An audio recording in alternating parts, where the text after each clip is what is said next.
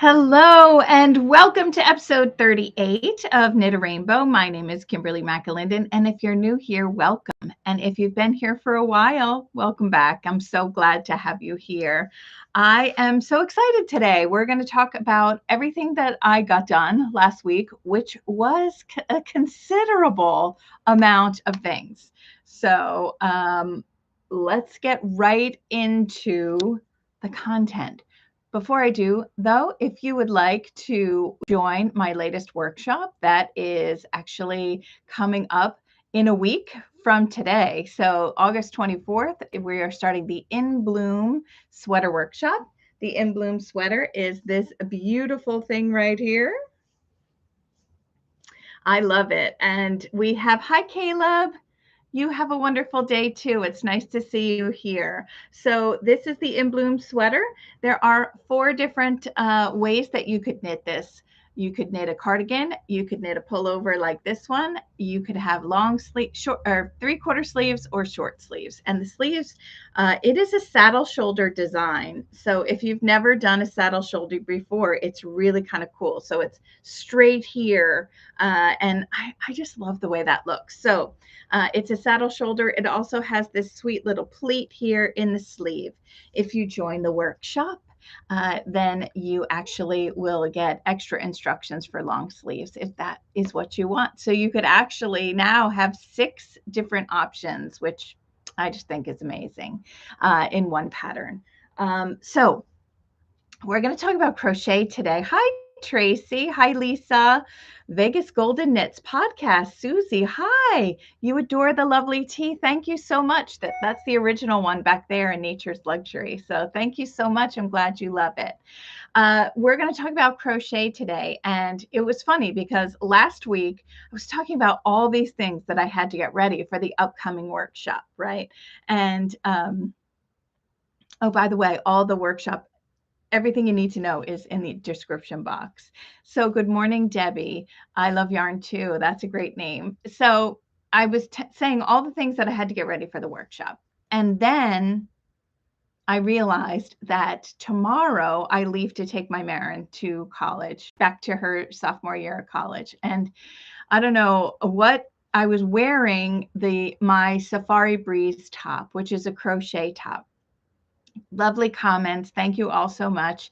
And then I thought, oh, you could do lots of different things with this top. And that's what happens to me when I'm looking at any type of garment. I think like, oh, I could change it this way. I could wear it that way. It's actually, and this is ever since I was a young person, I would think to myself, I know how that was made. I could take the pieces apart in my brain and I could put them back together. So maybe that's why I was destined to become a designer. I have no idea. But so I'm wearing this top last week and I think to myself, you could make it larger, so more positive ease, and then wear it as a beach cover up. So you could use, crochet cotton. You could get any type of cotton and you could crochet it that way. Or you could have a little bit more negative ease and you could crop it and wear it that way. Now, I'm not rocking crop tops these days, but I do have a 19-year-old daughter that I knew it would look stunning on. So, of course, I head off to my local Michael's and I have it right here. I find this color, which is very blown out now because the lighting stinks, but there it is. I find this color. Now, my daughter is a sophomore tomorrow, I guess she'll be a sophomore, but she's a sophomore at Virginia Tech. So the hokey color is this and this color and white. So what I did was I bought this. Now I couldn't believe they had it because I'm a little disappointed in my Michael's shop in Watchung, New Jersey. They barely had any yarn. And I even asked some people that worked there, can you get me some more yarn? And they were like, no. It's like, All right, Jersey, love you. So I did find this one, and I have said in other podcasts that I don't really like to knit with cotton, but it was for my daughter, and I really wanted to see. This is color Fiesta, and it is 100% mercerized cotton. So I brought it home. First, I asked Marin because I wasn't going to go through changing a pattern. Not that there was a lot to do, but I wasn't going to go through changing the pattern and doing all that stuff if she wasn't interested in wearing it, right? I mean, was she crochet worthy? Of course she is, but I wanted to make sure that she was going to want to wear it. So off I go. Then I notice all these colors, and I end up crocheting a headband for her. Now, I've made a few of these crochet headbands. They're in my Instagram on Reels. I think I posted. I'll have to put it on my wall, but Marin's came out so adorable. I have a lot of people now at Virginia Tech wanting me to make them, and here's the thing: they're very, very tiny. Granny squares, and it's not fun for me to make. So I will make a couple more that I've promised to people, but I'm not thinking that I'm going to make these in mass. And that, I think, is an interesting thing about being a crafter, is that because I'm doing what I love, there are parts of it that I don't love. And why would I continue to do it? Right. Like my husband said, Kimberly, if I timed myself, it took me 3.5 hours to make Marin's. And if I were to make one a day, all right, and let's say I made 30, and I went to a farmer's market, or I sold them on my website, I'd have to sell them for $50. Would people be interested in purchasing them for $50? To make it worth my while. That's why, it's a really interesting industry where, yes, you're doing something that you love, but what's the return for you, right? Yes, I'm grounded when I'm knitting, and yes, I love to do it, but it doesn't really put food on the table, quite frankly. It does help my yarn habit, but I probably have enough yarn in this house to last me for the next 10 or 15 years of my life. And I knit a lot. So I really don't know. It's just a quandary that I have. Let me know how you feel about making things for people. I love making gifts, baby gifts. I love doing that kind of stuff, but I'm not really sure. So I had the mercerized cotton. And I'm going to remind you all of what the top looks like that I wore. Okay, so here it is. I was always wondering on these live streams if I were able to add a picture in, and I don't think I can. I really don't know, but I'm not gonna try now. So here is the original top. This is in. Yeah, Tracy only makes gifts. She doesn't do anything for pay anymore. Yeah, I know. It almost like, I don't know if it is not as fun. I don't really know. But so here's the top. It is crocheted top down. Do you see how nice and long it is? Has a pretty slip. It's not slip stitch edging, but it is pretty little edging. And what I want you to notice is down the side. Do you see how it flares out here? It flares out because these are fans, and so when you're crocheting in every stitch, it's going to fan out. So that was purposefully done, is to crochet in every single stitch, which makes the bottom flare out. Now that is great for the ladies that are larger in your hips than you are in your waist. That isn't one of my things. So Tracy's amused when she knits in public and people say they pay $40 or whatever ridiculous amount for your projects. I know. I'm so there with you. And that's another good tip for when you are knitting and the bottom of your knits pulls in a little bit, when you're, when you're doing that last 2 rows, I would add maybe 20% more stitches in the last 2 rows, which will just kind of make it flare out just a wee bit so that it's not hugging your hips if that's what you don't want to happen, right? If you don't want it to come in and hug your hips, then put a couple extra stitches. Maybe just 10% would actually work. So let's say the bottom of your sweater has 200 stitches. 10% of 200 is 20. So you would evenly add 20 stitches around, maybe for the last inch or so, and then bind that off. And then you'll have that wee little bit of extra room on the bottom. So here's the original top down crochet. Wow, that's all messed up. Top down crochet. This yarn, by the way, is from my girl Victoria of Vita Lifestyle, and we did a collaboration together. That is her sock weight yarn, and it's fabulous to work with. So here is what Marin's ended up looking like. It's cropped. However, on her, it looks so incredible. This is what hers turned out to be. Now notice, no sleeves. So she opted to just have it like that. And hi, Gail.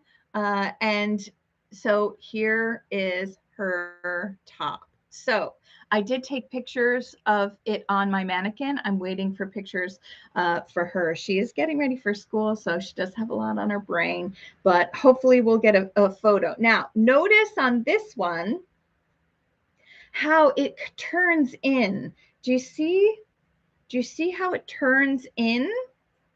Now there's two things that I did here. One is this is mercerized cotton. I knew it was going to grow when it was hanging on something. So I knew that whenever I was trying it on her, I was like really manipulating it and pulling it. And the second thing I did, see how it pulls in here? This is the side.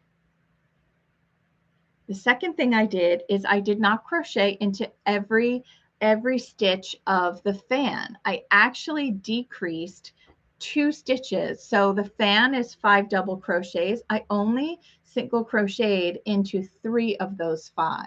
So I actually did a much larger decrease around the bottom, which made it pull in just a little bit, which is what I was going for. Because when you're wearing, well, you can't see me cropped, but when you're wearing a cropped top, you don't want it to flare out down here. You want it to come in closer. So that's what I did, and it worked out perfectly.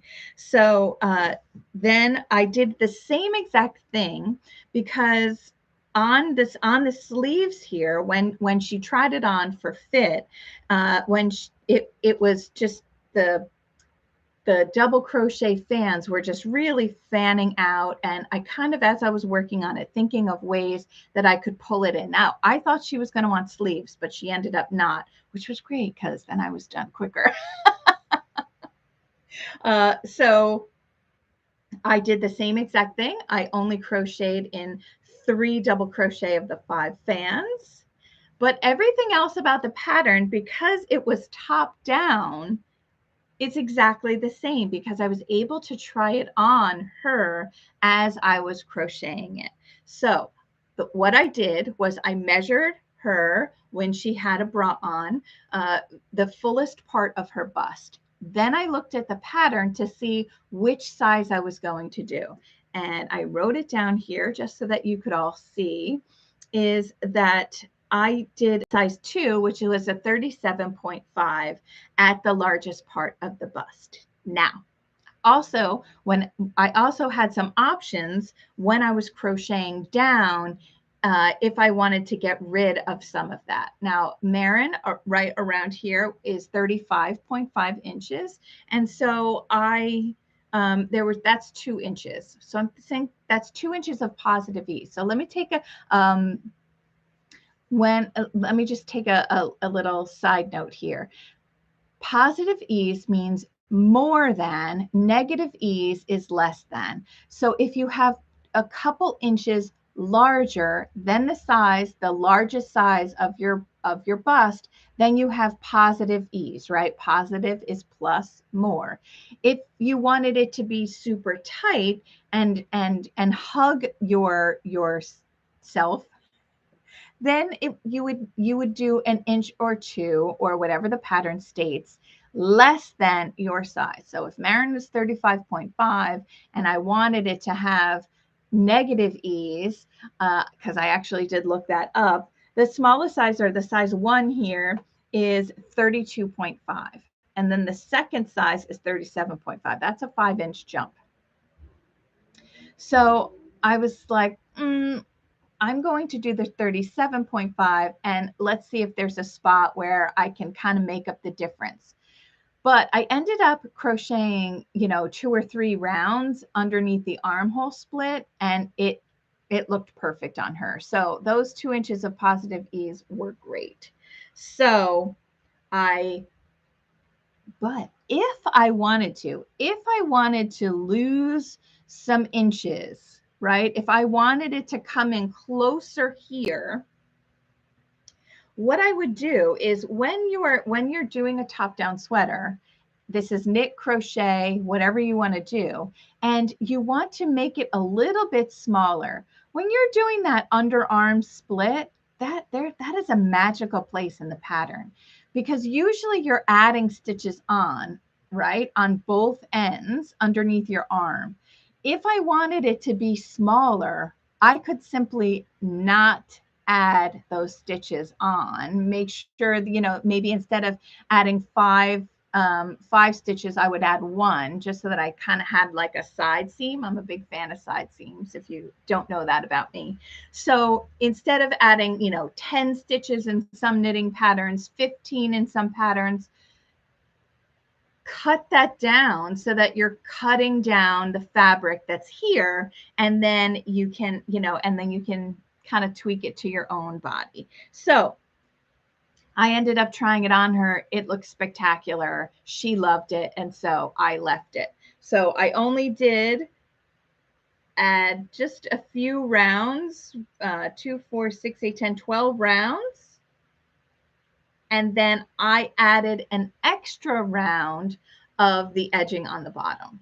So no sleeves. So I just came around and did the 2 rounds on the sleeve to hold it in, bring those in. So it's more of, it's more of a cap on the top of her shoulder here. And then I did 3 rounds on the bottom, just to make sure that that just comes in enough. Now with wear, and this is mercerized cotton, it might stretch out a little bit, but it'll stretch out so that it's just straight. And that was my plan. So that's how I did it. Isn't it great? So there's the mommy and the daughter. So I worked on that. So on Friday I went to the store. Saturday I went Saturday I went to the beach house, and I made the headband, which is in her room, and she is not ready for the day, so I didn't go in there, or else I would show it to you. But if you go and look, I think it's on my stories. I don't know if I put it on my grid, but I just, oh wait, I have a picture of it right here. I could show you a picture on my phone, like the grocery girls do. So let me get it. I just love, I love making things for my kids. I really do. All right, here is a cutie cute picture of my girl. There's the headband.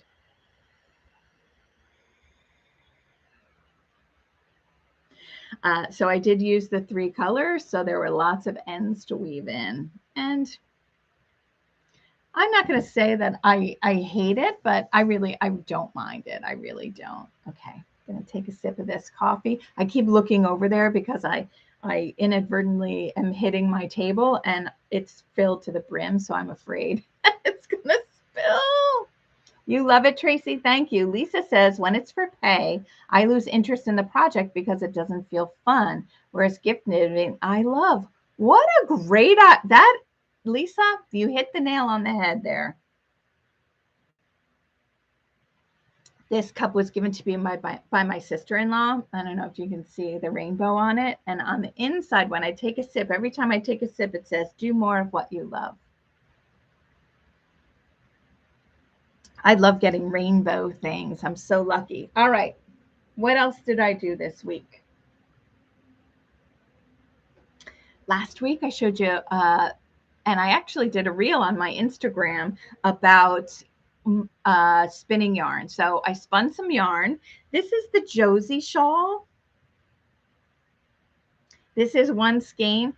It smells good too. This is one skein of Long Island Yarn and Farm. This is her fingering weight yarn, and one skein will do ya because of the way this is knit. It's knit from corner to, it's like knit from edge to edge. You just keep going and it turns out to be a triangle.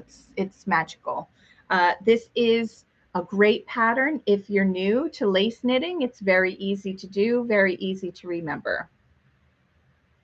And so I wanted to put the tassels on, and so I spun some yarn. So you ready? So here are the tassels.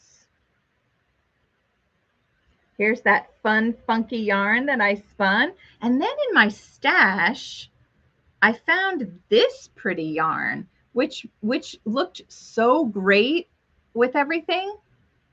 So I added that for a little bit of bulk. Now, these are going crazy because I was, and by going crazy, I mean, see how they're just coming off like this. And the reason why is the way that the yarn was created. I didn't wet set it because I was too excited, and I should have wet set it, but I did not. And so I'm just talking myself into loving these little curls.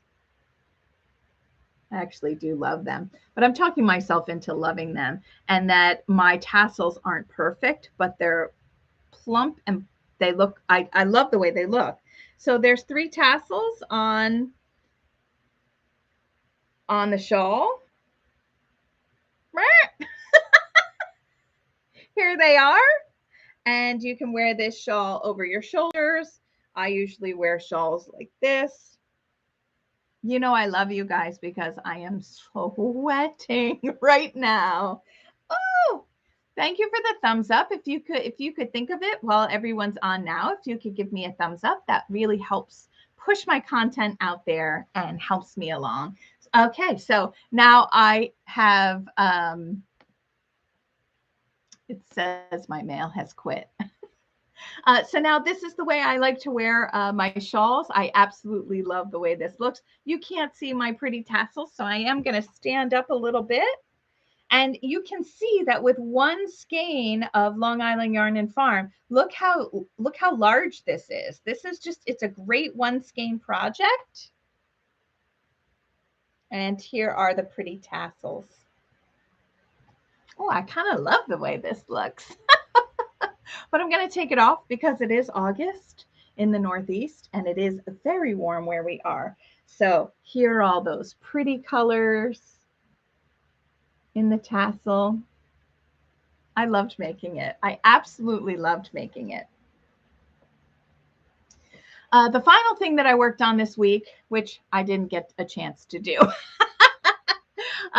was I'm going to embroider on my new sweater that is going up this afternoon for test knit. So if you're interested in test knitting, there will be a link in the description box below when the test knit goes up this afternoon, and test knitters will be chosen on Monday because I will be away in Virginia dropping my daughter off. But here it's all nice and blocked. I love it. I can't wait to start embroidering on it. I can imagine myself wearing this sweater all the time because it has just a little bit of zhuzh on it. So it really is like an everyday workhorse sweater. It's knit in forage yarn, which is the collaboration between Primrose, Kelsey of Primrose, and Brooklyn Tweed. It's absolutely beautiful. This is the color Dark Room. Now, this sweater has bell sleeves. I've heard from a lot of you that you don't care for bell sleeves. And I'll tell you what, bell sleeves aren't my favorite either. But I love the warmth of them and the way that they look. So would I wear this sweater and do the dishes? Probably not. But I would wear this sweater walking around outside. You know, if I'm going to live my best Instagram life, you know, when I'm apple picking in an orchard or something like that. But here is the sweater. Now, here's another trick that you guys can do, not necessarily when you're test knitting, but if you purchase this sweater or this pattern and you don't like bell sleeves, well, guess what? Patterns are like recipes, right? If you don't like nuts in your banana bread, don't put them in there. If you don't like bell sleeves, but you like everything else about the sweater, well, Franken knit it. Find a sweater that you love the sleeves on and it's a similar weight.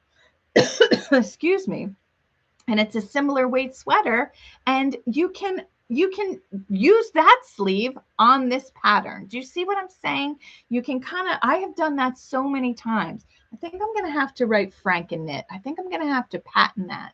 I don't know. Has anybody else heard of Franken knit? Unless you've been talking to me. So I have used the tops of some sweaters, the bottoms of some sweaters, the sleeves of some sweaters, the no sleeves of some sweaters. I think Franken knit is an awesome word. Oh, Gail loves the tassels. Marin and her headband are beautiful. Thank you, Gail.